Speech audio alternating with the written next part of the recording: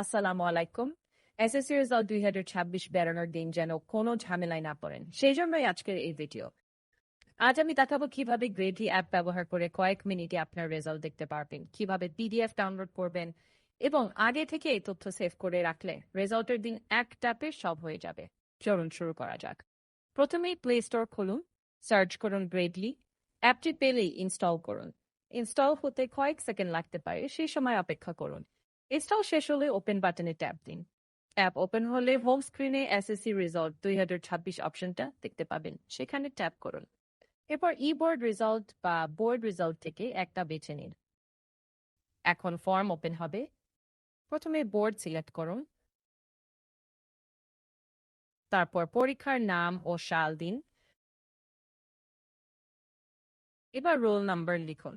Type করার পর একবার মিলিয়ে নিন যেন কোনো সংখ্যা ভুল না হয়। তারপর রেজিস্ট্রেশন নাম্বারটি সঠিকভাবে লিখুন। ভুল হলে ফলাফল নাও আসতে পারে, তাই সময় নিয়ে ঠিকঠাক করে লিখুন। এরপর ক্যাপচা কোডটি দেখে ঠিক যেমন আছে তেমনই লিখুন। সব তথ্য ঠিক থাকলে ফলাফল দেখুন বাটনে চাপ দিন।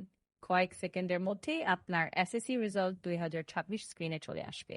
রেজাল্ট আসার পর উপরের পিডিএফ আইকনে ট্যাপ করলে আপনি চাইলে পিডিএফ, পিএনজি বা প্রিন্ট হিসেবে সংরক্ষণ করতে পারবেন। আপনি যদি রেজাল্টের দিন বারবার তথ্য লিখতে না চান, তাহলে আগে থেকেই সেভ রোল অ্যান্ড রেজ অপশনে গিয়ে বোর্ড, পরীক্ষার নাম, সাল, রোল নাম্বার এবং রেজিস্ট্রেশন নাম্বার সেভ করে রাখুন।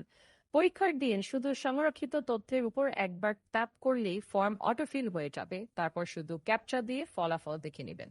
শুধু এসএসসি নয়, এই অ্যাপে এইচএসসি, ডিপ্লোমা, অনার্স রেজাল্ট এবং বিভিন্ন জিপিএ ও সিজিপিএ ক্যালকুলেটরও আছে। তাই আজই গুগল প্লে স্টোর থেকে Gradely GPA, CGPA and results download করে নিন। ভিডিওটি যদি ভালো লাগে একটা লাইক দিন, বন্ধুদের সাথে শেয়ার করুন এবং এমন আরো দরকারি ভিডিও পেতে চ্যানেলটি সাবস্ক্রাইব করুন। ধন্যবাদ। আল্লাহ হাফেজ।